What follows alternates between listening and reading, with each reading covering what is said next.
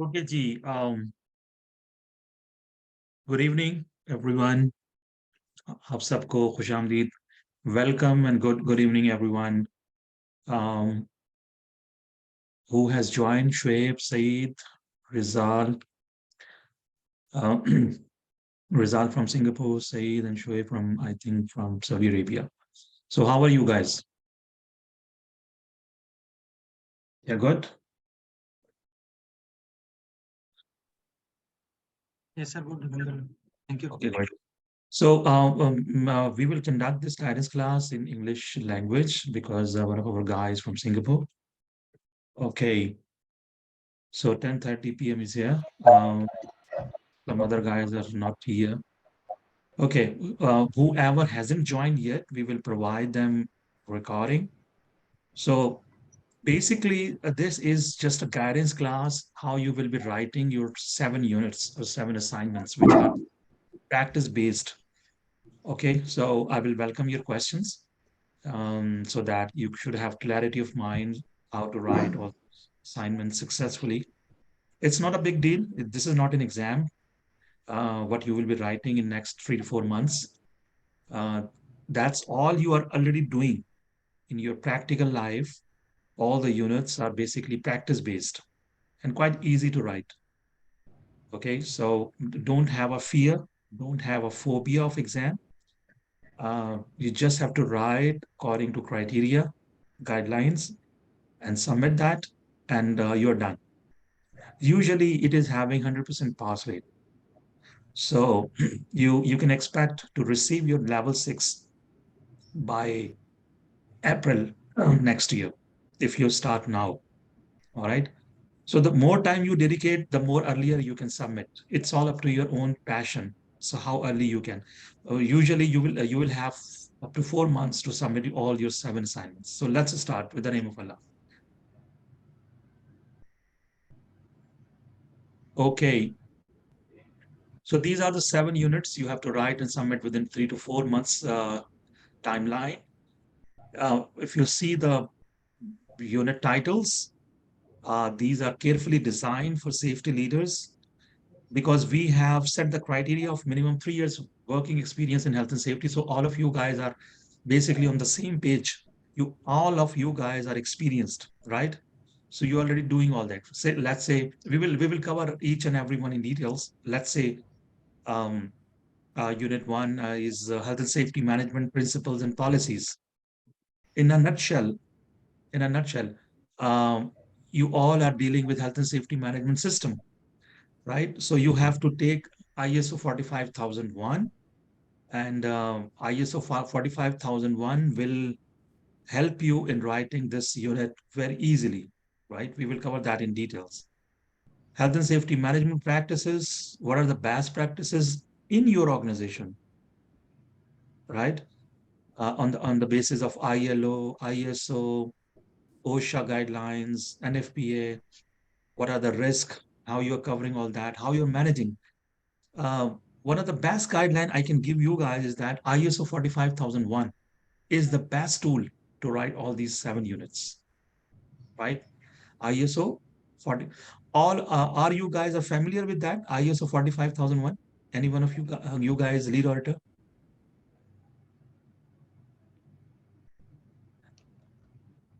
Any one of you guys is ISO 45001 lead auditor?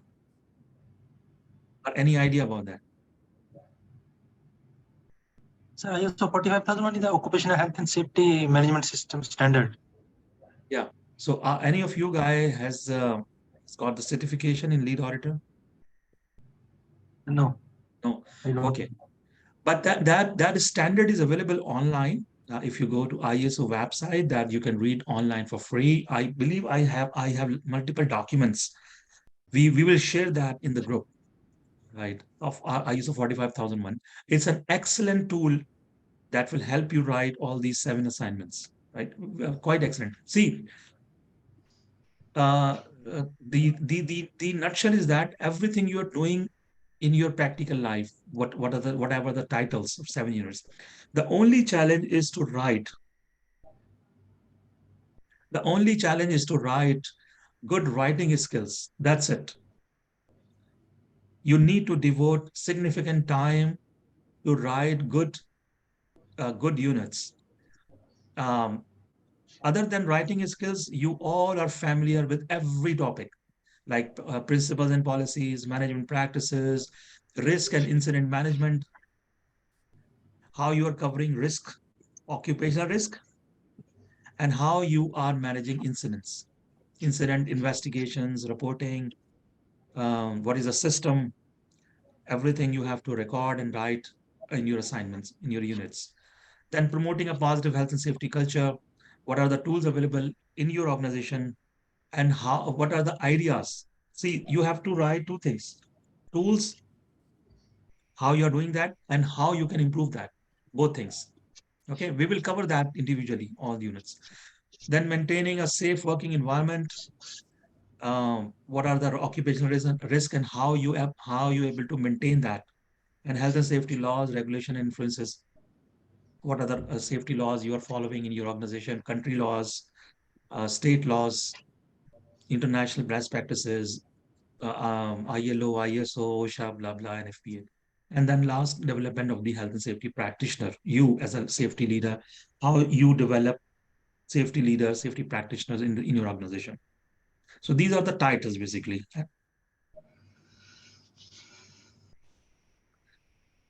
Okay, so at this stage, let's see each one individually.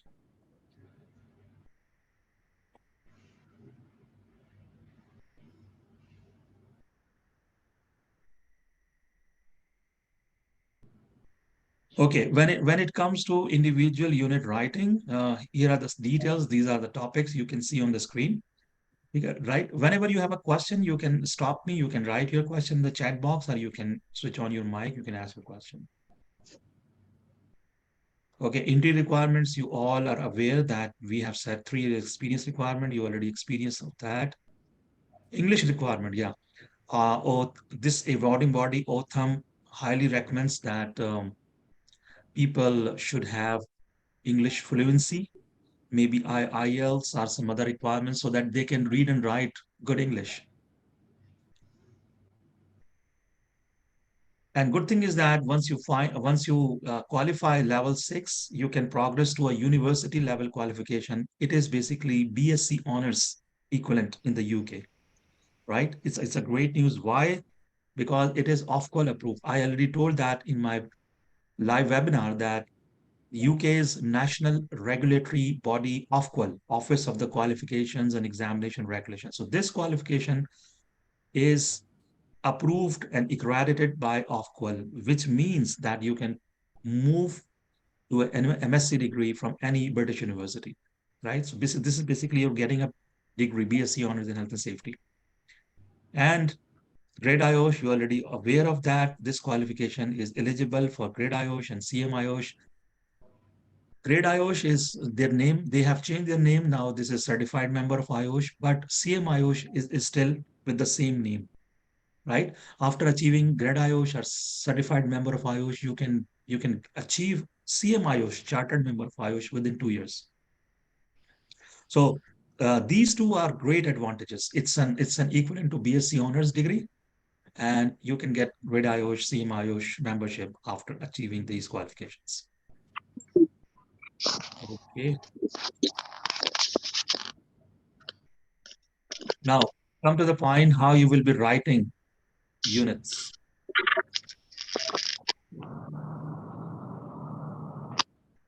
This is the first unit. So what we will going to do that you will be writing first unit within first month. Within next 30 days, you will have complete focus on writing this unit. All right. The title is Health and Safety Principles and Policy. If you feel any difficulty, if you have any question, you can just stop me and you can ask question. There is no particular format. You just use Microsoft Word document. Microsoft Word. Okay, there is no format. You just pick up the Microsoft Word. You will write the title on the page 1, and the page 2, you will start writing your assignment. All right. So what you will be covering in that unit, let's discuss that. You will be writing smart objectives and targets. Basically, the assessment criteria you will be assessed on role and performance objectives and targets in achieving health and safety management system. Have you any idea about smart objectives? Do you set targets and objectives? No. Yeah, Razul, Rizal. Yes. Do you have any idea about targets and objectives? I got no idea on it. No idea. Okay. Okay, no problem. ISO, we will provide you ISO safety management system tool that covers all that smart. Basically, objectives um, and objectives and targets are when you start your year, for example, 2023 from January. Okay. So in advance, you start writing your targets and objectives of your health and safety management system. Get it? For example, for the next year, you're going to write that we will hire 3 safety officers. For example, you're going to write objective and a target that by the end of next year, December 2023, you will deliver, you will train at least 50 people for fire safety, 10 people on first aid, all electrical technician on electrical safety. Got it? Any question on that?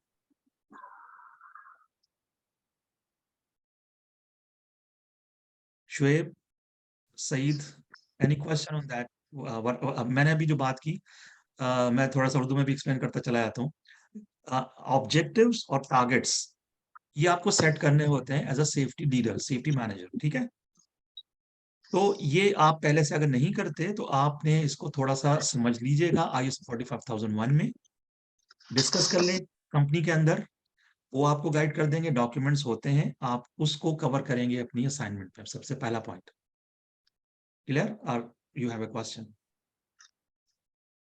Good evening, Slaudin bhai. We Yeah. have evening here, so I don't know. Maybe you are working during the day. I am working as a deputy HSE manager. I know we are writing these all objectives and everything. I have written. I am doing documents and everything. Excellent, So excellent. I have done a lot of things from this one. We are writing like over this year objective and goal was that we will complete 1 million without any LTI or something. And so everything we are writing in paper and then we follow that one, how much we have done and whatever, where we are Oh, lagging. So this we is are doing beautiful. this. So it with that means that those guys who are already doing that in practice, so they have to help their other colleagues in this group as well. Like Rizal is not doing already doing that, so we will also be helping, but you also help each other, right? So Yeah, sure. yeah, yeah, you can send voice notes directly or in the group, so that those guys who are not familiar already should not face any difficulty. The main challenge again, I would like to emphasize the writing. Writing in good English, business English would be the biggest challenge. Usually, health and safety is not a very highly technical job. Usually, people, hardworking people, spending 1 year, usually familiar with all aspects of safety management system, just within a year, right? But when it comes to writing everything in exam pattern, assignment pattern, that's the real challenge. Okay. So smart objectives and targets, then key aspects of health and safety management system. For example, ILO OSH 2001 guidelines. You have to pick ILO OSH 2001 guidelines from their website. You just write on the Google ILO OSH 2001 guidelines, you will get the document. Okay, in the light of this document, what are your key aspects, key segments of your health and safety management system? For example, inspections, for example, risk assessments, safe system of work, SOPs, trainings, investigations, right? How I you are mean covering that. Yeah. salah, the 14 animals can we write inside the SM? Okay. So try to write details as much as possible. details as much as possible. Try to cover all aspects, what you can, whatever you can. And one common question comes in mind, that how many words, word count should be there in your assignment, in your unit? The answer is 2000 words, approx, right? It can be around, it can be 1900, 1950, it can be 22, 2100, 2200 as well. Not a big deal, but it should be around 2000 words. It should not be like 1000 words. In 1000 words, you will be in trouble, right? So this is quite important. Okay. So what next? Management system, the role of management system, communication and management information at the right time to the right people, recording activities. Recording means like reporting, how people report incidents, unsafe acts. How do you encourage them to report? Do you have any reporting format? Do you have any incentive like safety awards to those guys who report hazards, unsafe acts in your organization, right? And how you would, not only that, you have to write what is current practice, but also you have to highlight areas of improvement, suggestions. Okay, so how you going to improve that as a safety leader? Okay, the next point is in the same unit, understanding principles, health and safety policy. So what you have to write, moral justification of health and safety policy, why your organization need to write such safety policy, what is the moral reason. I think you all guys have already received certification in health and safety, so you have good idea about moral justification, moral reason. Anyone would like to talk about that? Moral reasons of writing a safety policy.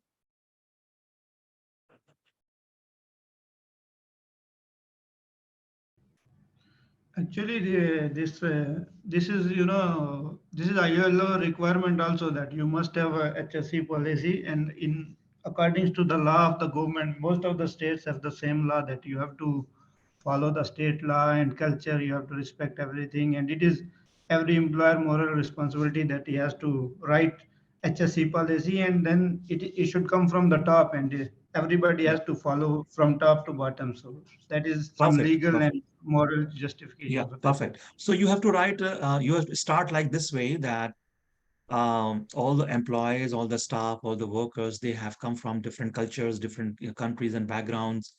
So the organization, this is the duty of organization, moral duty to protect them. They are not here to lose their body parts. They are not here to lose their lives. So in order to protect them, this is the duty, moral duty of organization in the light of ILO, IOSH, OSHA, all organization, that they have to manage all the risk. They have to identify hazards, communicate those hazards, train them, train workers. So the protection of worker is the moral duty of any organization. And before starting that, they have to write policy, health and safety policy, that what they are going to do, that so that every stakeholder should aware what is their commitment, right? So health and safety management starts with a strong health and safety policy.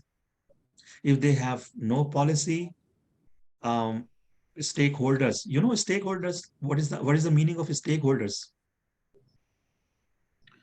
Stakeholders, we can say there is inside the company, there are shareholders, other people, even workers, Yeah, staff, management. They are all count in, I think, great, stakeholders, great, even great. government, in You can local people. yeah, yeah, you can Right. divide that into two categories, stakeholders, right? Can you switch off your mics so that you should not get distracted? Okay. Okay. So you can divide that in your assignment when you talk about stakeholders in two categories. Category one, internal stakeholders. Okay. Second category, external stakeholders. In internal stakeholders, you will include workers, union, workers' representatives, management, supervisors, board of directors, shareholders. So all these are counted as internal stakeholders who are interested in reading your safety policy. You want to know what you are going to achieve, what is your commitment, how sustainable you are. Okay. And in external category, you have to mention creditors. Creditors means banks who are giving you your company loan. They are also interested how sustainable and safe you are. Insurance companies, they are also interested because they are protecting you. They are covering you with the solid insurance policy. So they want to know you in details. Government and regulatory bodies, very much interested. Media, local residents, local populations, right? So all these examples of external stakeholders. When you will write like this order, so this will be more explanatory, and chances of you being successful in your unit would be much possible and much higher. Okay. So everything is basically self-explanatory written here. Being experienced safety leader, let me know, not only in this class, while writing your assignments, when you will have, if you have any difficulty, if you face any difficulty, you can contact me directly that we are not understanding this. Can you please explain that? So I would be happy to explain you. All right. Otherwise, everything is self-explanatory. You have to make sure 2000 words. All the guidelines are here, how you will be writing your assignment. Okay, regarding health and safety policy, you have to write sources of information. For example, internal and external. For example, professional bodies, IOSH, OSHA, ILO, NFPA, right? Consultation of stock, internal source of information, risk assessments, unsafe acts, accident data. You have to just mention that and elaborate in details. That's it. It is more or less, if you guys have already passed IGC NIBOSH, so more or less pertaining to that, because both are basically British qualifications. So it looks no different. Am I right? What do you say, Saeed, Shoaib? If you have already passed IGC NIBOSH units, so it makes no difference. So, no, sir, there is a difference because IGC3 is level 3 and now this level 6 OTHM. Yeah, level 6 is there. Yeah, you are already right. But the writing pattern is same. Information pattern. Do we need to elaborate everything, meaning about the safety policy, need to extract it? Yeah, exactly. And you have to touch what you are already doing in your company. You don't need to write everything theory. You have to relate it with your practice. Okay. For example, you say information sources. So you have to mention that what you are already doing. You mention risk assessments. So you can mention your own risk assessments in your assignments. Okay, you can copy that. You can mention that as it is, that this is the example of one of our risk assessment. We are covering that as a source of information. All right. Okay. What else? And the next in this topic is critical review of health and safety policy in any organization. It is also covered in ISO 45001, that how you're going to review any safety policy of any organization. What are the elements of review? This is just like an audit, right? Review, management review. This is to be conducted by a management team. And this is when we will give you ISO 45001 document, this is covered in that. Okay, be able to assess internal and external factors that influence health and safety practices, internal and external factors. Any idea about that? Who would like to discuss this? Internal is your own company. External is you engaging third party, right?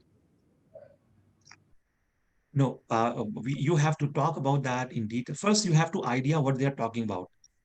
Internal and external factors that influences health and safety practices. First, I would like to listen from you, then I will explain. It's very Uh, important.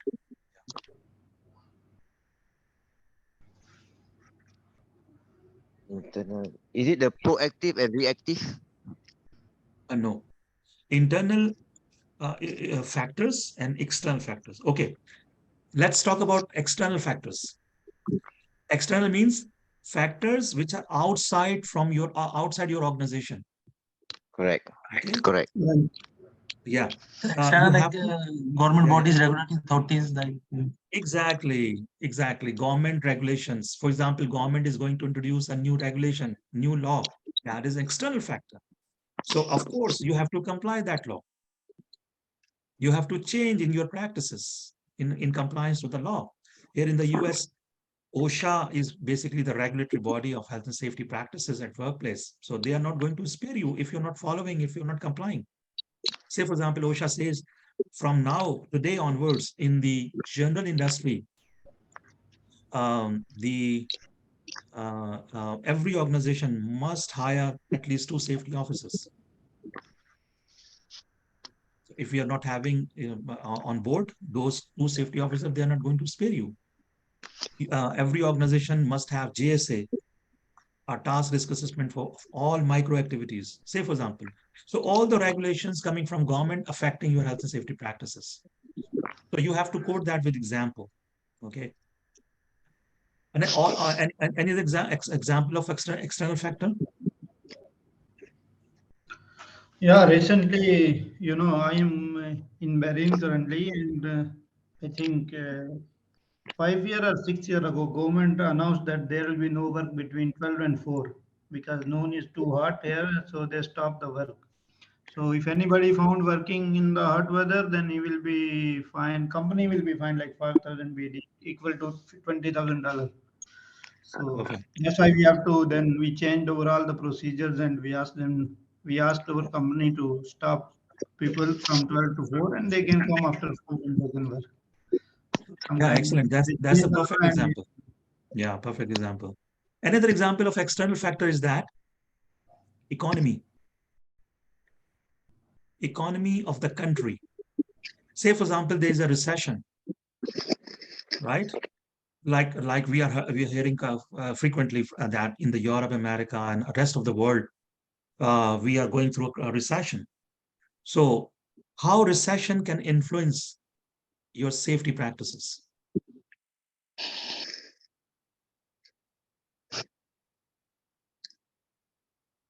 Demoralize the attitude. Mhm. Yeah, basically, see, when you have recession, uh, your company, your management is going to slash budgets. Yes or no? Yes, correct. Yes. Exactly, because they are fearing that they will be short of funds, they will be short of money. So there is no more money available for safety things. They think that safety is not so much productive. So the first slash would be on safety, I bet you, in the times of recession. It's a usual practice, right? Yes, correct.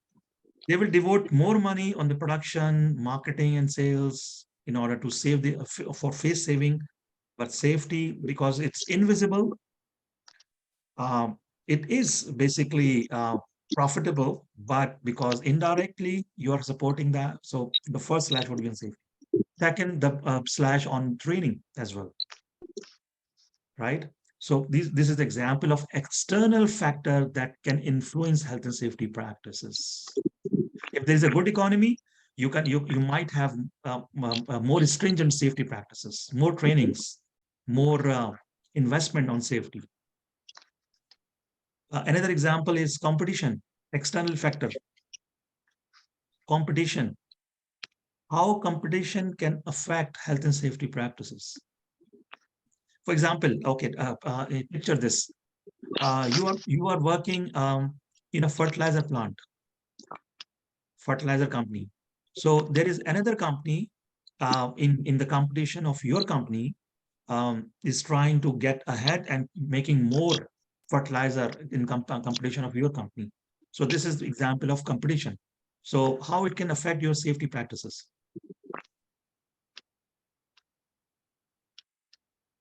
Oh. Think about that. Do you think competition has a role in affecting your safety practices or culture? Yeah, companies trying to get progress early and they remove the safety guards in place. So they want to do it quickly and then it's become habit, especially in construction. They want Yeah, to yeah, yeah. they want to finish the project quickly so they can get more money. So they Exactly, in exactly. simple In ways. competition, because they have a fierce competition out there. So, of course, your top management won't like to stay behind. So, because the competition is giving them tough time, so the board of directors would also give tough time to top management, and top management would say, okay, safety khalli walli, we need production. So, so these are some beautiful examples that you can quote in your assignments. All right. Okay. So you have to discuss all that internal factors, external factors, and how it can affect. So, if you talk about in detail internal factors of Indian health and safety policy and organization size and type, finance, production, targets, trade unions, employees. These are internal factors. Trade unions and employees. How it can affect, because worker representatives, workers, or trade unions, usually they in the US they demand more safety budgets to the company, right? Because they would like to protect their workers. So when there would be a good union practices, there would be more good safety practices as well. There would if there would be no union practices, this might affect your safety practices. Agree or disagree? Agree. Yeah. So you have to quote that for example. For example, in Gulf countries, say take the example of Saudi Arabia, there is no trade unions. There are no. So that if they have trade unions, they could improve safety practices because they will push top management to allocate more budgets on safety. All right. Although they try to allocate more and more budgets, but again, that is a good factor in improving health and safety culture. Okay. Then external factors, we already discussed that. Insurance companies, when we talk about external, see, this is very important factor, insurance.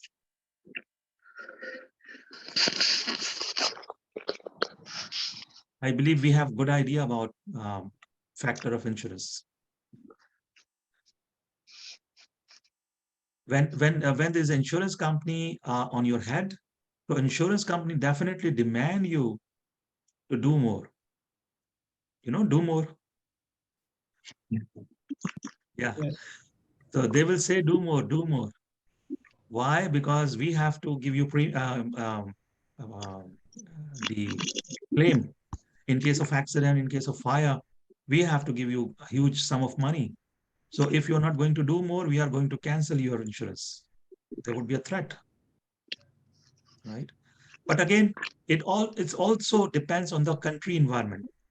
Say, for example, insurance companies in the United States and Europe, they have more active role compared to Asian countries, right?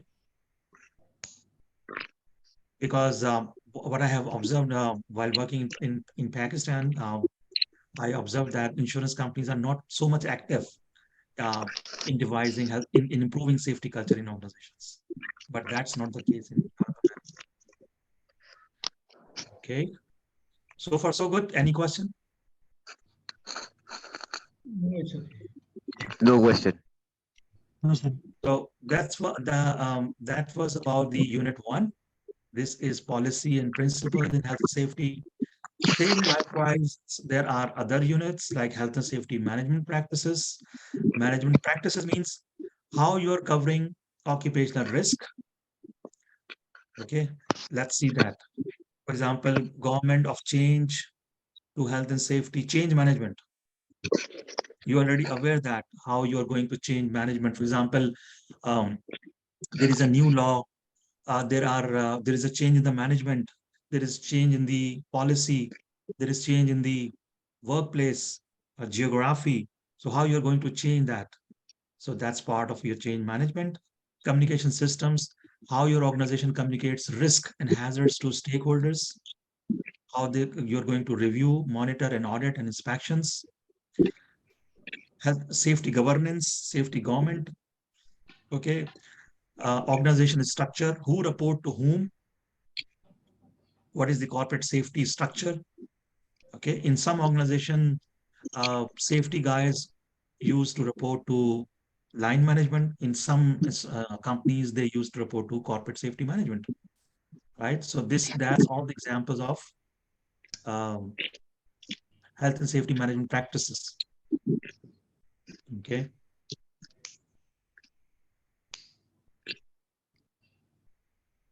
Then how you're covering your chemical, physical, biological, psychological, ergonomic hazards, geographic hazards, demographic hazards. Okay, occupational health, occupational ill health. How do you manage occupational health? Because in a lot of organization, they are over pushing safety. They talk about safety, that there shouldn't be any fatality, there shouldn't be any injury, but they are less bothered towards occupational health. Am I right? So how your what are your occupational health policies and practices? Do you have system of medical health monitoring, health surveillance? Yeah, you No. know, No. okay, No. you go ahead. Okay. In our company, currently I'm working in oil and gas. So for this one, we have international standard accommodation for our people, which we are continuously monitoring and inspecting. So they should maintain that one. And also we have nurse in each of our accommodation. So if someone have any problem, they go to nurse, and also everybody have medical insurance. So if Okay. somebody is sick, he can go directly to hospital and he will return, and it will be recorded by the nurse that who came to him and how many days he was sick. And then we see what kind of problem they are having, and then we sort out.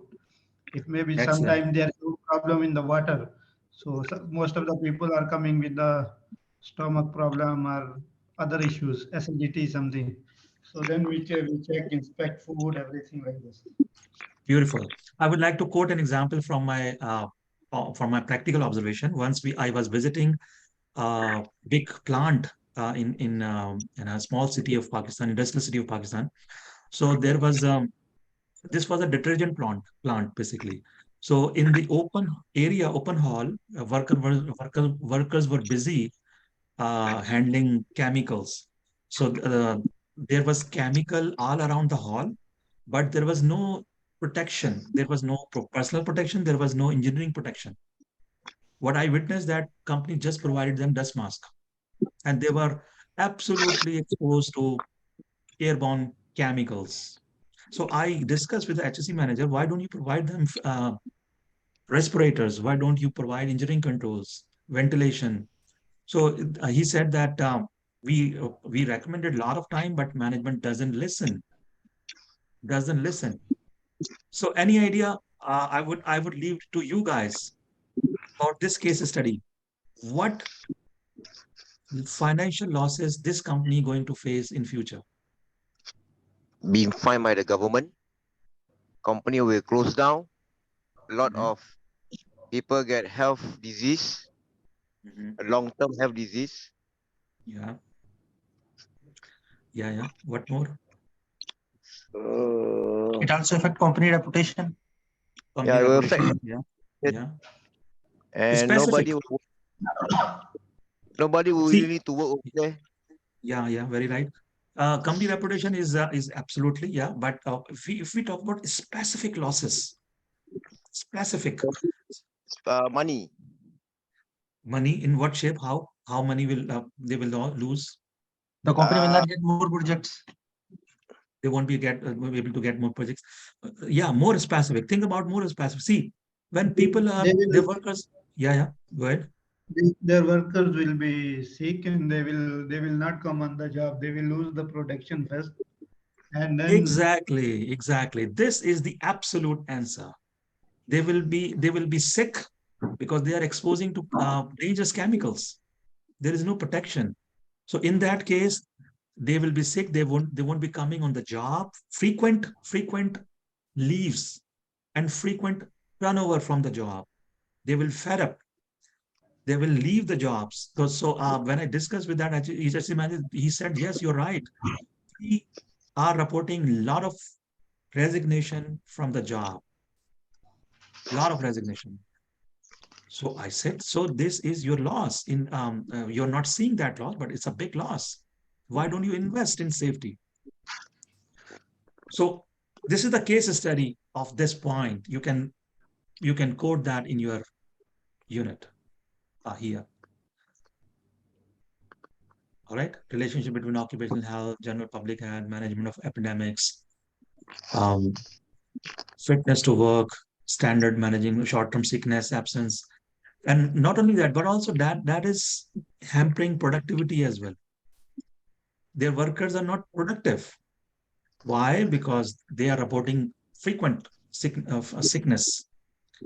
They are not concentrating on their work because, all right, they are prone at more risk. So this way you can quote that in your assignment. This type of case studies. See, compared to construction, in general industry, you need more occupational health measures compared to construction. If you're working in the general industry, you require to take more measures because there are a lot of airborne chemicals, biological hazards, chemical hazards over there, right? So in industry, in processing plants, and if you are in a developed country, see in the US, basically occupational health is regarded as a separate profession. It is regarded as IH, industrial hygienist. It is separate from safety. Okay. All right. So in the same unit, you will talk about risk assessments, where to work, liaison with other disciplines. If you have any question regarding the jargon, any particular word, you can ask me meaning of that, so that you should be clear what is written here. Okay. This is on the screen. Anything you don't know, anything you have confusion.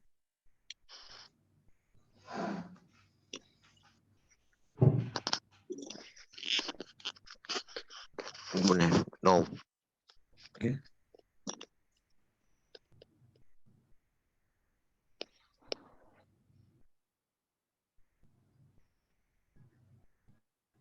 In this unit, you have to mention medical services like ambulances, first aid services, um, stretchers, first aid rooms, right? Health surveillance, medical testing for the workers, and health surveillance. For example, if you have high noise area, if you perform audiometry testing, so you have to mention that how frequently you are performing audiometry testing for your workers, all right? Work-related stress, you have to talk about stress, work-related stress, and how you're managing that risk in your organization. Okay. Common mental health problems discovered in the workplace generally, right? Like, for example, when I used to work in Saudi Arabia, I witnessed a fight between workers. Uh, and what is the reason? Because workers were not allowed to go to home for last 3 years. They're not going to allow to meet their families, so they have been working for continuously for 3 years. So naturally, this would spawn mental health issues. That is the reason people fight on the workplaces. Okay, so that is the reason good companies have a rotational system, right? Usually, sometimes they allow 6 days after every 20 days. Some companies allow 30 days in a year. It depends on the company structure, size, location. It all depends. Okay. So you have to mention that how you're allowing in your assignment, how you are allowing rotation to workers. What is the structure of different levels? Okay. So basically your unit, your assignment should be very intellectual. You have to explain each and every point mentioned here in a way that the person who read that should understand that you know the topic. You know the topic. You know the answers. Okay.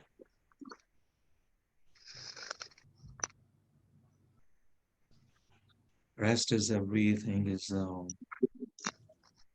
risk factors, work related violence. Okay. What are the factors that can create work related violence? Any idea about that?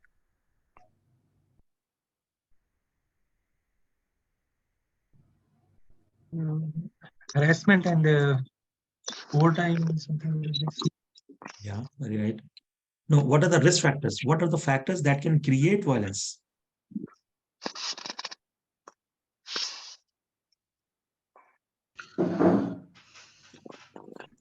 Culture. Mm-hmm. I think What about? Yeah, different yeah, people, different culture.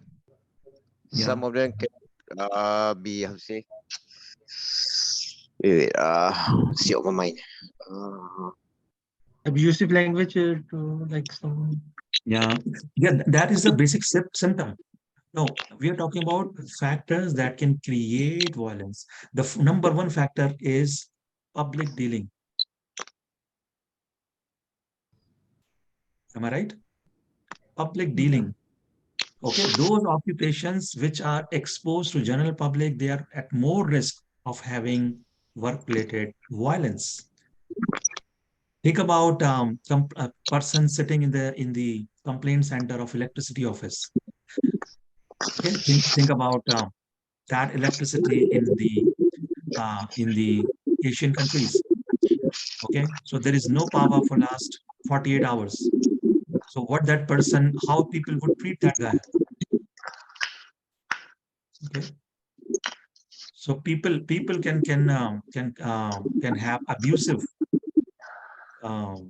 language, or even can beat that person as well. So this is public dealing is those occupations which are directly related to the public is at high risk. Okay. Likewise, rotational system is also a risk factor of work-related violence. If you're not allowing workers to go to meet their families for a long time, this can create violence at work. All right. So this way, working alone, you have to identify that blah blah workers at our workplace are working alone, and this is a high risk factor for violence. Why? Because working alone, because they don't have support system, they don't have buddy system to whom they can chit chat. So working alone can create violence with examples and how you will manage all that. Right? Okay.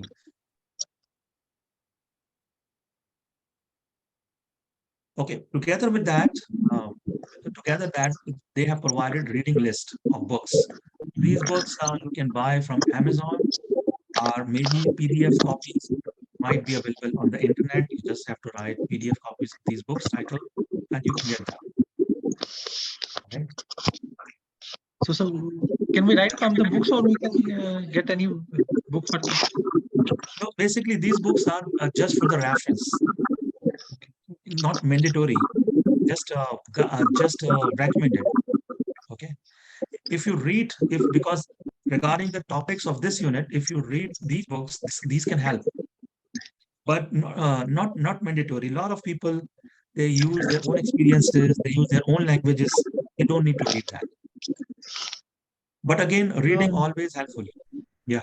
Salahuddin bhai, I will suggest one thing there. Can you switch up? Who is opening their mic? I, yeah. Yeah. Go ahead. So what I was saying, I will suggest if we can get books, I will try to get from Nibosh also, from someone, if somebody has Nibosh ID books, when Yeah. we can share that book with each other, so Yeah, we you're will right. get better, and then we can write, because the pattern will be same,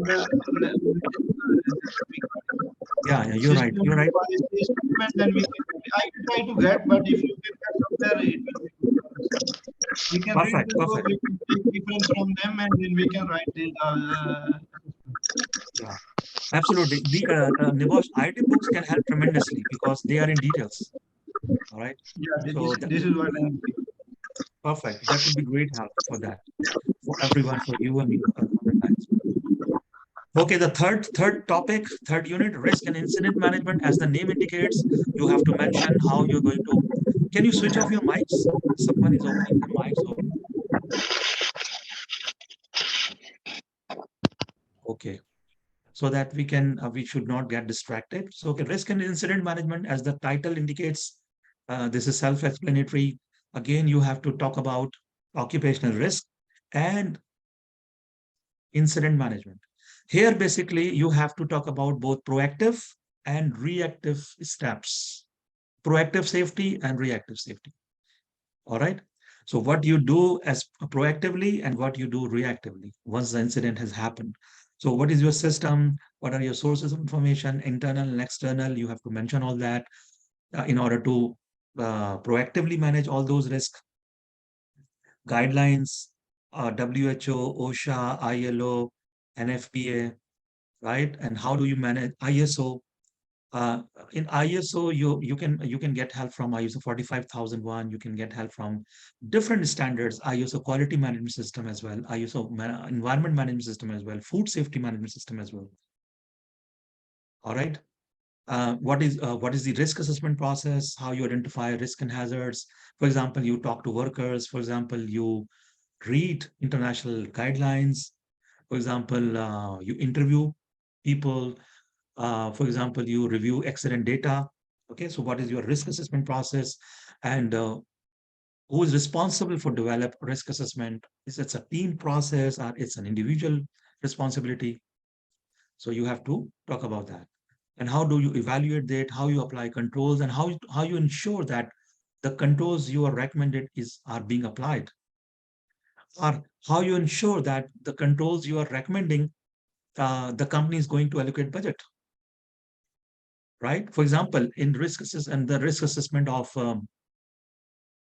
um, fire, fire prevention, right? Overall fire prevention, fire assessment, fire risk. You're going to have a fire risk assessment, and you're going to recommend as a control that company should have um, a sprinkler system or fire alarm system. All right. So you are going to recommend that in light of regulatory guidelines. So how your company is going to, you have to make sure that how you're going to follow, how your company is going to dedicate budget for this initiative. What would be the system of follow? How you will follow up them, how you will email them, how you will present them that what is the benefit of this fire alarm system, how this investment can add value to the safety system, and how this can be profitable for company, how we would be able to prevent incidents, fire incidents at workplace, losses at workplace, and how this can add value to the company. All right. Okay. Then importance of incident investigations. This again, very important topic. Why you have to incident, why you have to report all incidents, including near misses. What is the importance of data? How you evaluate incident frequency rate, right? Incident frequency rate. You can get help from OSHA.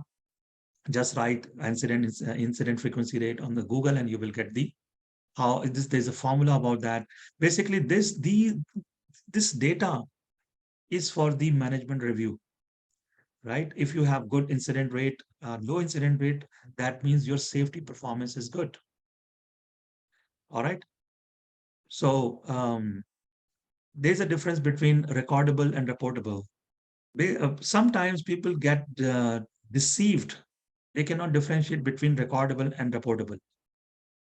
Do you have any idea about that? Recordable incidents and reportable incidents. Recordable is a near miss accident. Yeah. Reportable is a cause of almost fatality, like a crane collapse. That one is reportable. Recordable is a near miss. Good, good. Uh, Anyone else? No, actually, I think there is some problem. I think for all the non-recordable, we include first aid, near miss, all the incident we include in non-recordable. But they are every incident must be reported. But for recordable incident, or when we remove this IRCA, incident frequency rate, something, then we have to count only restricted work case, LTIs, fatalities, and what else? This one, MTCs and medical treatment. We only calculate this one for the recordable cases, and we provide Yeah. statistics. But different companies do in different way, and it is always based on the organization and country. Well, yeah, quite close. You're quite close. You're absolutely right that this is basically regulatory purpose. When you talk about reporting, it means that those incidents you have to report to the government, right? Reportable means this is for reporting purpose to the regulatory body, say for example, OSHA. So OSHA standards are very strict regarding that. You have to get help from OSHA. What are reportable incidents to OSHA are fatalities, LTIs, major incidents. That's it. Are occupational ill health incidents. Uh, what about recordable?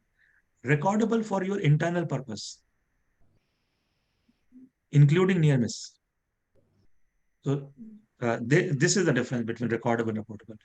All incidents are recordable for your internal record keeping purpose. But when it comes to reporting, you don't need to report all incidents to the government. All right. Yeah. Okay.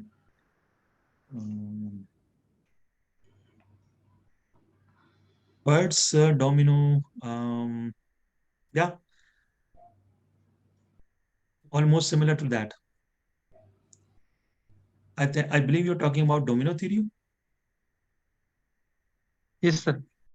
Yeah, similar to that. Accident triangle. Okay. So what's next? Any questions till that in this particular unit?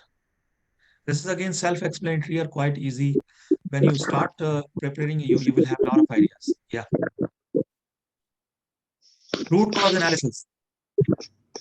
In this unit, another important topic is root cause analysis. How your organization, you are going to RCA. Do you have a system of RCA? Because investigation is different, RCA is different. Can you differentiate between both?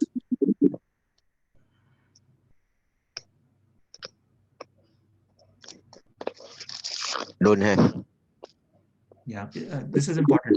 When you explain that in your unit, this would be quite value adding. There's a difference between investigation. Usually organizations perform investigation, they don't do RCA. And what is the difference? Investigation is digging out usually immediate causes are causal factors, which are creating incidents, right? But when you talk about RCA, in RCA, you investigate incidents by root causes. Factors which are creating those incidents. For example, and usually root causes, basically root causes are rooted into management system, communication problems, SOPs, got it? Management commitment, culture. For root causes, once you've done the root RCA, you have to bring change in the system. That is the reason most of companies don't go for RCA. Am I right? Yeah, Not yeah, most it's of okay. companies, a lot of companies. I won't say most of companies, a lot of companies. Because, but again, if you don't do RCA, root cause analysis, and you only investigate and report, that's it. That means same type of incidents going to happen in the future. Why? Because root cause is there. You are not managing root cause. You are not correcting root cause. Okay. So you have to discuss that in detail in this unit. All right. I would try to share RCA data, investigation data, which I collected from my Taproot course here in the US. Whatever I would have, I'm going to share with you. So you can have a lot of ideas from that particular material. Okay. All right. So everything, investigation, incidents, reporting, blah blah. Okay.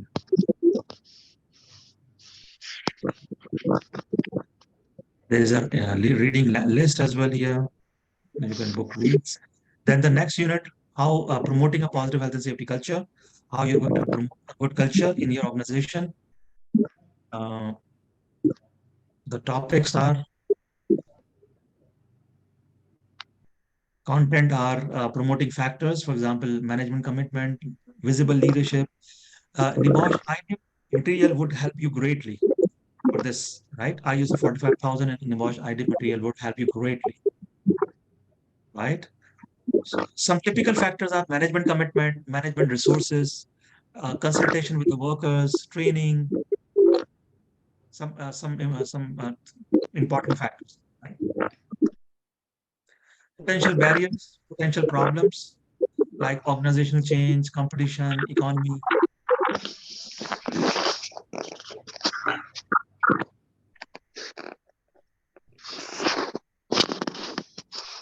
Then it comes attitude and behaviors of the people, human motivation theories. Yeah, we are going to distract, I think, Mr. Rizal. Can you please mute your mic?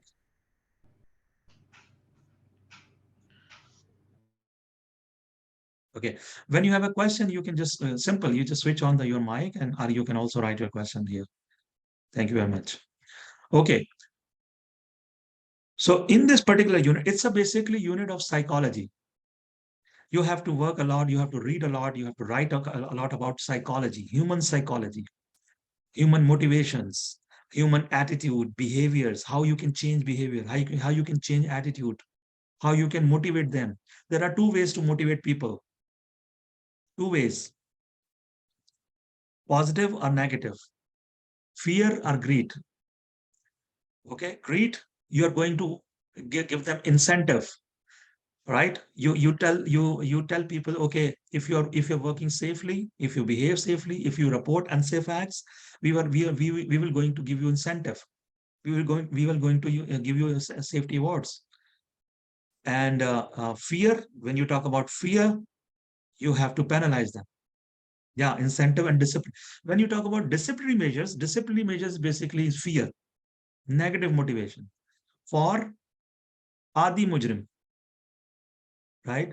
There are some Adi Mujrim, they don't care your culture, your motivation. They are frequent violators. So for frequent violators, you have to adopt a penalty matrix, right? Like punching their cards, stopping their salaries, or kicking out from the site, blah, blah. Penalty matrix for frequent violators so that it can be an example for other violators. Otherwise, it is contagious. Contagious means when people see one violator, other people will copy. So this way, you won't be able to achieve your zero injury goal. So this way, you have to write with examples in your unit. That's it. It's quite so simple. Again, I would like to say this is not rocket science, writing a level 6 exam. This is quite simple. You just have to be very good at writing business English. That's it. Okay. Importance of coaching, importance of counseling, mentoring of workers, supervisors, All right. What is my philosophy of safety is that my personal philosophy is that you don't need to be a policeman. You don't need to be a police wala.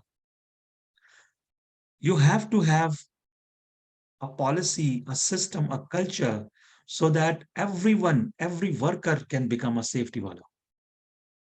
You cannot present everywhere all the time. For example, you are the only safety officer or safety manager at your workplace, okay, which is a large size unit, large size workplace, having thousands of workers, a dozen of activities, multiple activities going on at one time simultaneously. So you cannot present all the time. Safety is not about availability in all activities. This is wrong approach. Wrong. What you have to do as a safety leader, you have to train them, you have to motivate them, you have to empower them. That's it. Tell them that you are in charge of your own safety. That's it. Give them training, give them SOPs, and sign them. Make them safety officer, that you are safety officer. Because if you heard, the first loss would be yours, not me, not the company. That's it. So you don't need to take shortcut. You just have to abide by safety rules and policies. And if anything goes wrong, I won't be in problem. I won't be in hot water. You would be in hot water. Worker. The problem in a lot of organization culture is that is still what is happening in a lot of organization.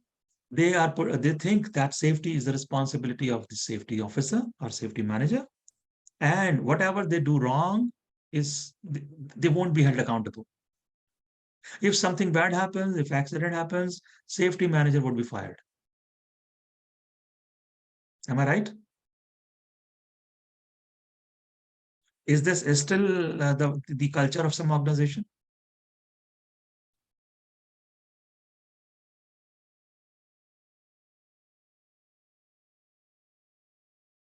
What do you think about that? Yeah, some companies do, still do. They try to blame other people. That is their culture only. Especially safety professionals, especially Yeah. because they think they have nothing to do. They are just useless. They are just taking salaries. They are burden on us. So why this accident happening? What he's doing? What he is doing? He has to do his job, but this is not his job to present and available all the time at all places. He has to develop culture, communication, system. That's it. And he should have a record that what I have identified, what I've communicated, what I developed the system. For example, in my career, 15 years back in Saudi Arabia, there was a major accident. I noticed in a construction site, you know, underground excavation. In a construction project, there was an underground excavation being carried out, and they digged out without any permit, without any system. They used the excavator, and you know what happened? All the underground cables, phone cables, they cut it down, and its Salat company put heavy fine on the company, which was almost 500,000 riyal. And when this happened, what happened? Ultimately, company fired safety officer. What the bullshit is that? That's bullshit. They should have to have a system. This is not the job of safety officer. The job of safety officer is to identify that we have an activity of underground digging, excavation. What is the safe operating procedure? That's it. And that SOP to be followed by excavation supervisor and worker. That's it. Rest safety officer has to sit in the office. They asked where was the at the time of accident, where was the safety officer? Primarily, primarily they asked. They didn't ask what about the system. They asked where was the safety of it. They said he was in he was in office. Okay, fire. You get it? This is total bullshit. There are multiple activities going on at the same time. Presence of safety officer is not required. What safety officer will do if something bad happens? Say, for example, heavy lifting by crane. If weight fell on the ground in the presence of safety officer. So what the safety officer will do at that time? Will safety officer will catch the weight? Will catch the falling material? No. It's all about system. Just follow the system. That's it. So what do you say about that? So with these examples, you can make this unit very, very impressive and good. What do you say?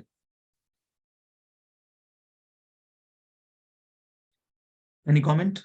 Any addition you would like to say about that?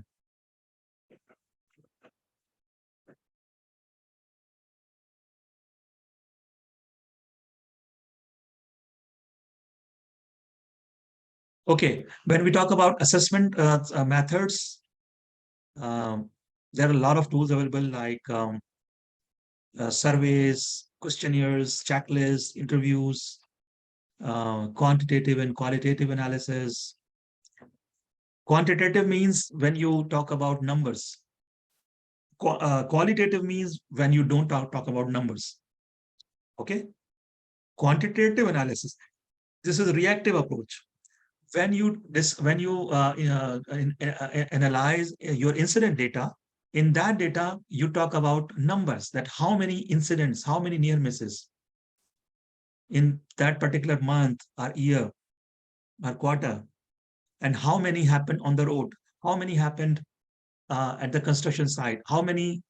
So when you talk about number, this is quantitative analysis. When you talk about reasons, when you talk about corrective action, so this is qualitative. Okay. All right.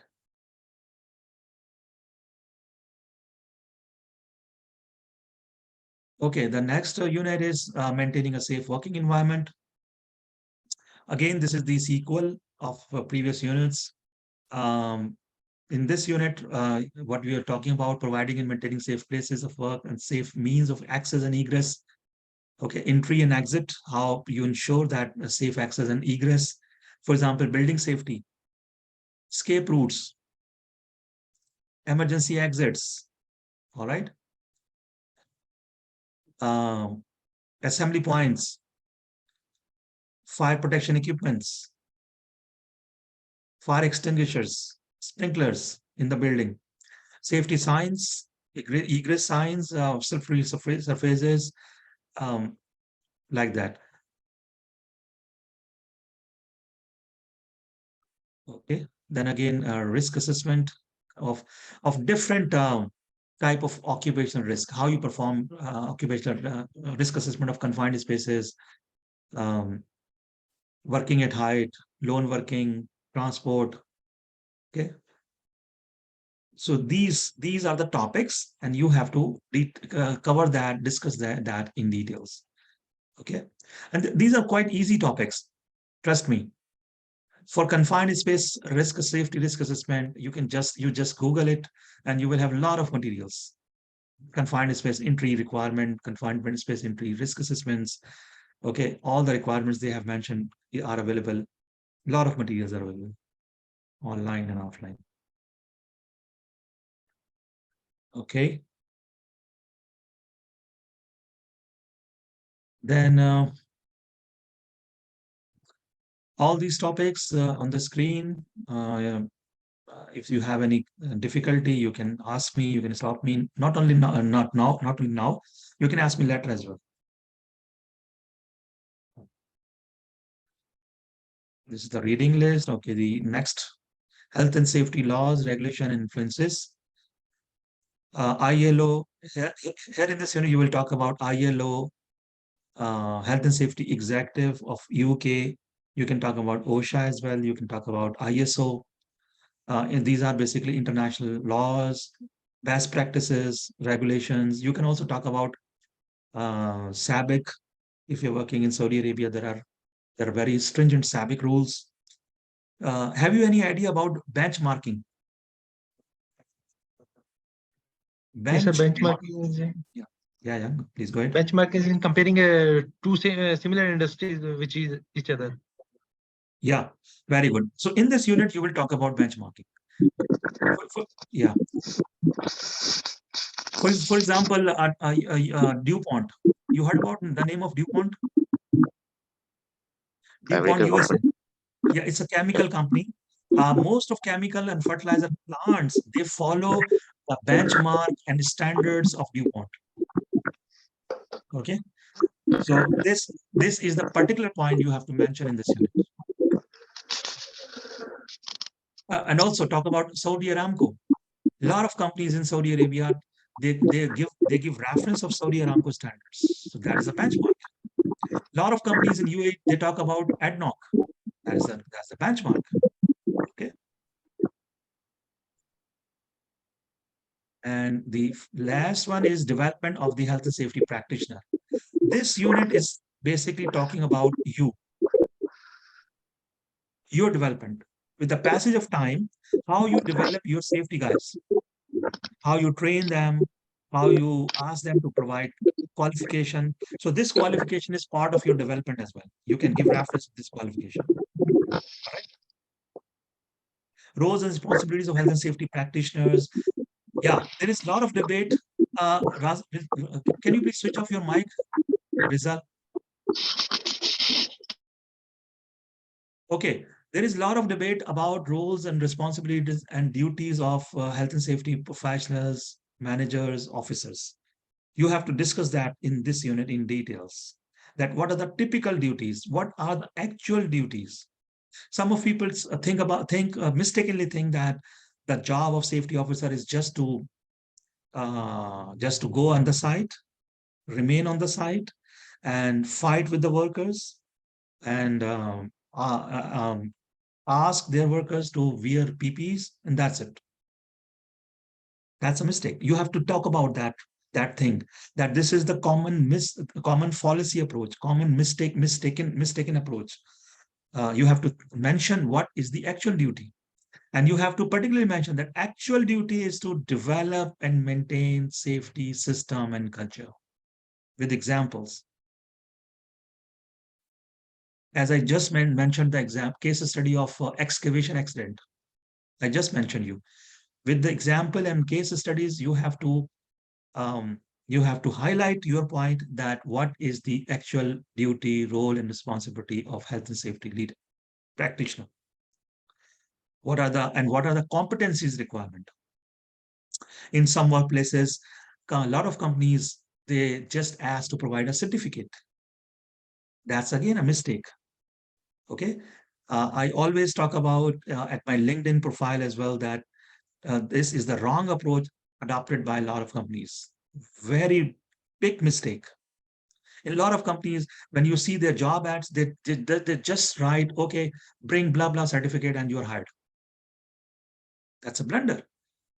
You have to mention roles, duties, and competencies in your job ad. Because when you are just highlighting a certificate, people think that just get the certificate by hook or crook, by any means, fake or real, and get the job of safety officer. You become safety leader. That is the reason this profession is going to malign. People are going to hate this profession. Why? Because a lot of people keep talking that a lot of people just getting certificate and they're just joining the field and they don't know nothing. They know nothing. They know nothing. Even with the passage of time, they just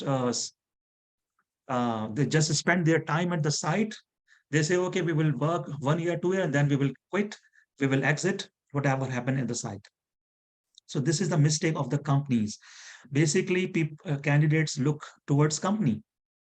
Whatever they're talking about, they go for that. If company is going to talk about competencies, skills, duties in their job ads, in the job interviews, definitely people will focus on that. If companies are over pushing towards a certificate, why they're over pushing? Because they don't work hard. Usually HR guys, they don't work hard. They say, okay, blah, blah certificate, bring and we will hire you. Basically, when you mention competencies and skills and you explore those skills in your job interview, that requires hardworking, and honesty. Am I right? What do you think? I know a lot of HR guys who are very lazy. Yeah, please go ahead.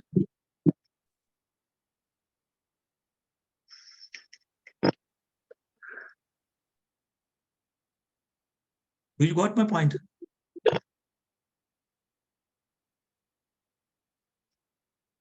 Basically, it requires hard work.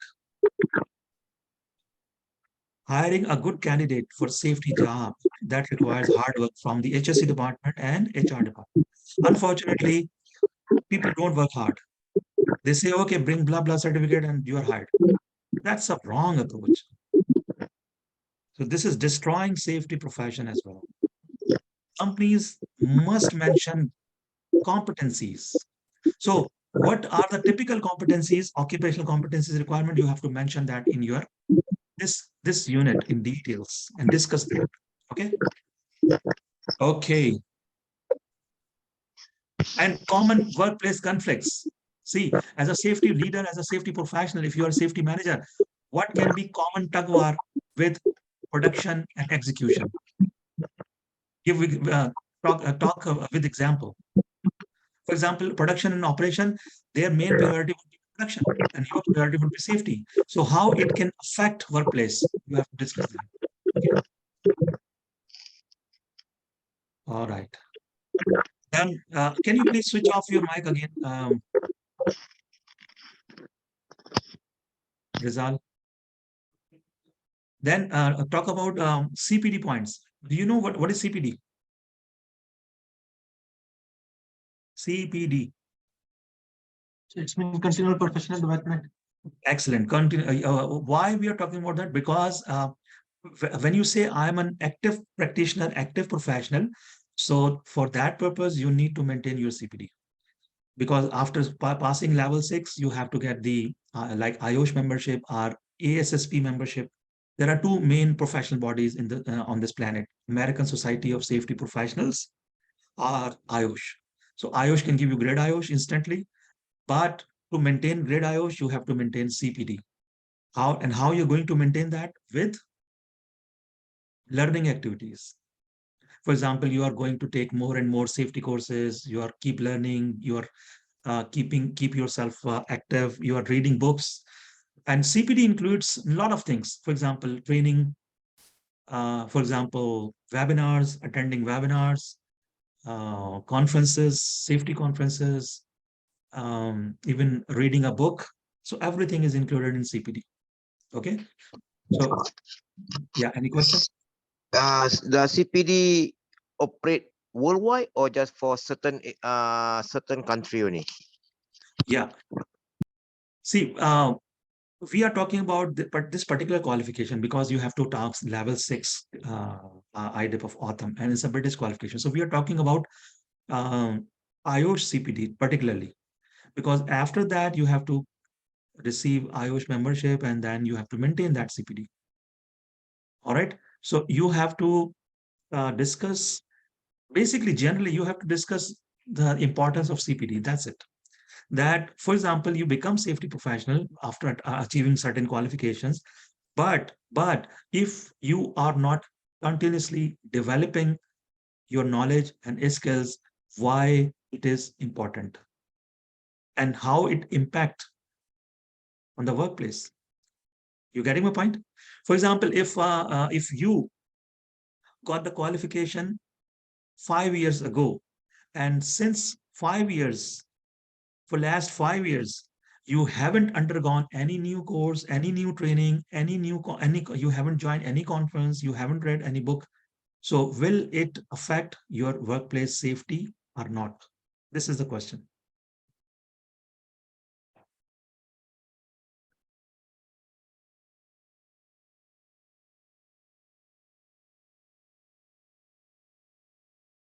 Yeah. Yeah, of course. So this you have to discuss in detail, how it will affect that, because when the person is not updated, the professional is not updated, because there may be a lot of changes in the practices, safety practices. The person is not getting updated. lot of updates in the regulations, best practices. So if you say I'm an active professional, you have to keep yourself updated. That's CPD. This is the main idea behind CPD. Okay. All right.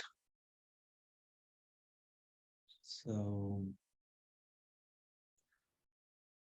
in this unit, as an evidence, you can attach your LinkedIn profile. You can attach your updated resume as a evidence that this pattern I have updated my skills and qualifications. This is my CV.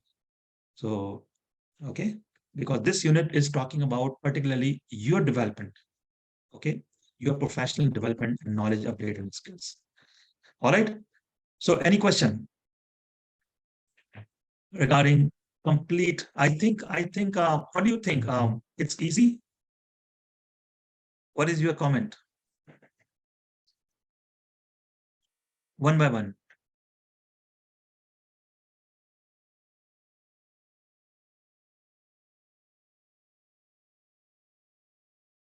What do you think? It's easy or it's tough, quite tough? I think it will be challenging. It is not that much easy what people think, but it will be okay. It is good. You will learn something end of the day, I think, personally. Yeah, of course, exactly. But things are already, the main things are is that most of things you are already doing that. That's it. Yeah, yeah. Yeah. And secondly, you have to have a good writing skills. That's it. You already things you already know that and how to write it down. That is a main challenge. Other Okay, as for me, as I'm doing in a field safety, but we got two type: office safety and field safety. Because on the field, we try to rectify all the hazard and a bit of documentation doing for inspection. As for the office safety, they are mostly doing a bit more on what they call documentation. So for me, a bit lost because so long I never touched any documentation at all. Because in my country, two type: HSC officer and HSC coordinator. Coordinator is doing most of the time on the field, and HSC officer is doing documentation, doing all the policy, what they call review all the MSRA. For me, I got it. I need a bit help over here. I got it. The person sitting in the office basically deals with the Ministry of Labor requirements, right? Yes, correct. Yes, Yeah. correct. And but office safety is quick, is cute. It's quite cute, you know. The field safety is quite challenging, right?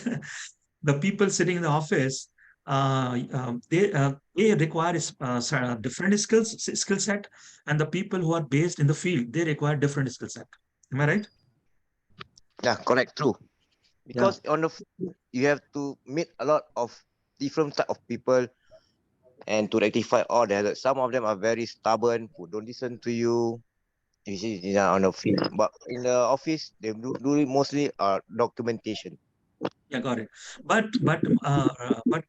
in order to grow in career, you need both type of skill set, both field skills and office skills as well, like documentation, communication. Because if you are only expert in field skills and company promote you as a safety director, how are you going to prepare documents? So you must have exposure working in both departments. That's the point. True enough. It's true. Okay. So excellent, very well, very great participation. People who haven't joined us, we will provide them recording. You will also get the recording. If you have question later on, you can don't hesitate to ask, and also please share material in the group like Nibosh IDIP book. Uh, last thing, last thing is that the first unit, the deadline of first unit is December 27. You have 1 month from now. And also, the more time you dedicate, the more early you can finish your assignments. It depends on how dedicated you are and how much time you devote. We can understand that you have jobs, you have families, but again, you have to give priority to your career And we want to finish that as maximum by March 25. Yeah.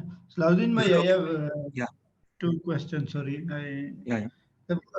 I know this SEFCON is in US, and this qualification is from UK. So Yeah, how yeah. it will be registered in UK, and how we will get that one? What will be the process? Like Nibosh, we when we register ourselves, we get email from Nibosh that you are Ah, okay. registered in Nibosh, and Okay. if we will Got it. register in the OTUN, then how it will be Ah, processed? okay, okay, that's not an issue. Yeah, you all will get your registration from the Autumn OTHM, which this is the awarding body. Um, because we will arrange your registration with Autumn. All right. So all the registered delegates will have evidence of registration, everything you are going to submit. That's not a big deal where we are based. We are based in the US or Asia or UK or Europe, blah, blah. So this is our duty to get you registered with the Autumn. All right. No, it's okay, but what I'm asking that like in Nibosh have learning partner all over the world. They have registered learning partner in the African. But I think I don't know about Autumn. What is their procedure? Oh, yeah, yeah. So See, that's that not a big deal. We haven't received their license. We started the process, but we didn't receive their license. We are currently doing that with the help of some of our partners, which are based in the Middle East. We are not oh, getting direct license is not a big deal, but that requires a lot of investments. So without investments, we want to pursue this no, qualification. that's okay. That's I was just want to understand what is their procedure. And that is Yeah, okay yeah, for us. We have yeah. no problem where we are getting from this one, but end of the day we should get Yeah, something. exactly, exactly. Yeah, exactly. With the association of one of our partner, we are going to register with the author, and you will get everything officially from author. Okay. Okay, thank you. All right. Okay. Any other question? Second question you was asking. You had two questions. Second one, I think I forgot maybe. If Okay. I remember, I will ask you, no problem. No problem. Whenever you recall that, you can ask me. Okay. Any other Yeah. question? Is it okay? March 25 deadline for all 7 assignments. Yeah, that Okay, will be good. great. Yeah. Yeah. Go ahead. Okay, for the March 25, I'm good with it for the all assignment. Yeah. Yeah. I mean, you can also submit by January. If you want to submit by January, February, that's okay. But it should not later than it should not beyond March 25, so that all the people in same batch can get pass same time. All right. So this you have to make sure and ensure to work this way that it should be submitted. First assignment deadline is December 27. This is the first assignment deadline, and rest of 6 by March 25. That's easy. And I believe you won't face any difficulty. Usually it is having 100% pass rate, almost. Okay. Just you have to follow the guideline. You have to write in details, good English, explain that well with examples and case studies. That's it. And attach evidence as much as you can. So, all right. Any other question coming in your mind right now? Shoaib, are you So, good to go? yeah. No, that is okay. If I remember, I will. If you stay call, I will send you message in the group or something. So Awesome, we can awesome. get. Okay. Said, you are good to go? Yes, yes, I have just one question. Can we also write from the books or just by our own words? Sorry, I didn't get it. No, no. I'm saying that we can write from the assignments from the books or in must be in our own words. Oh, yeah, yeah, yeah. That's a great question. See, you can write from any source, but don't need to copy. Don't just copy word by word. Again, the problem comes of your own writing skills. Okay, you can get data, you can get information from any source, but you never copy that because they have same like Nibosh, they have plagiarism software. Okay, so if you comes under plagiarism, that for example, you are copying word by word from ILO document, that is not allowed. Write down in your own words. That's it. Okay. Okay. Yes. That requires some specialist. We can understand that not everyone is very much well versed in writing good English. That's sometimes it can be a challenge because no qualification will encourage you to copy. They can encourage you to get inspiration from any source of information. There is no bar.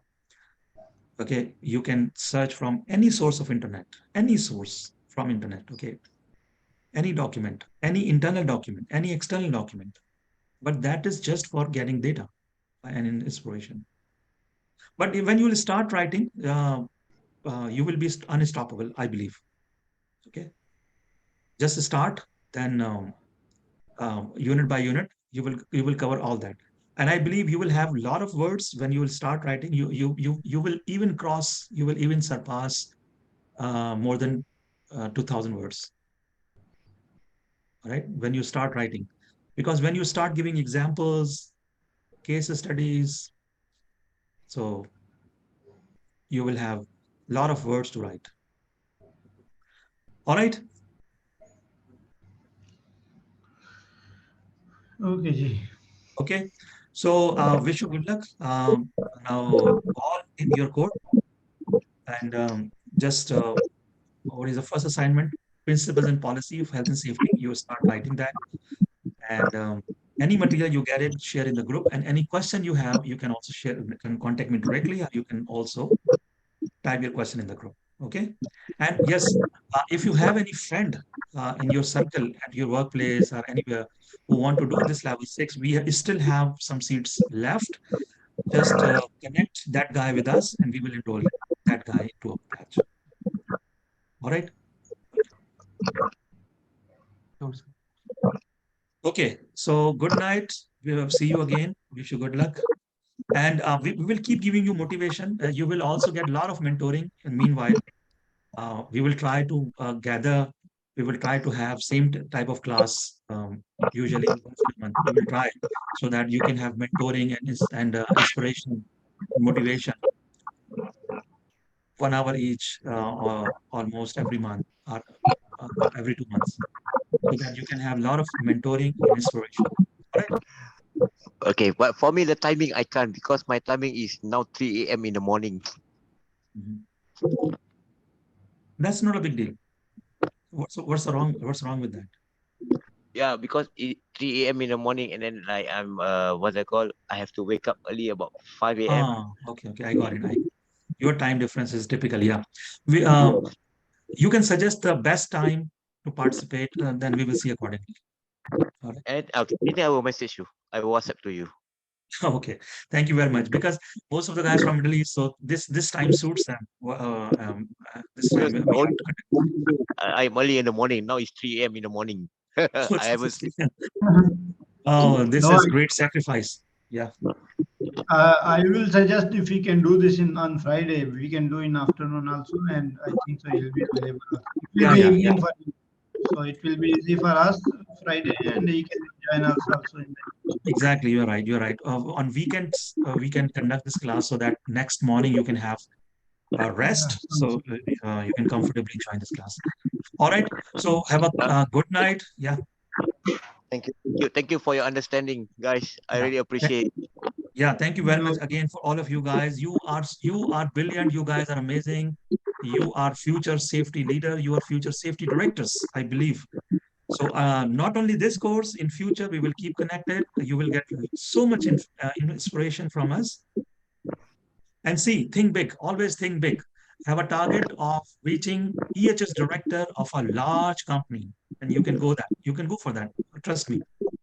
What you have to do, other than this qualification, polish your communication skills. Go for communication skills. If you want to hit big, just work on your communication. That's it. That single skill will take you um, to the height you're looking for. All right. yeah. Okay, Ji. Okay. So with this, we would like to say you goodbye, Allah Hafiz, and good night, and have sweet dreams. All Okay. right, good Good night. night. Thank you. Good Thank night. you. Bye bye.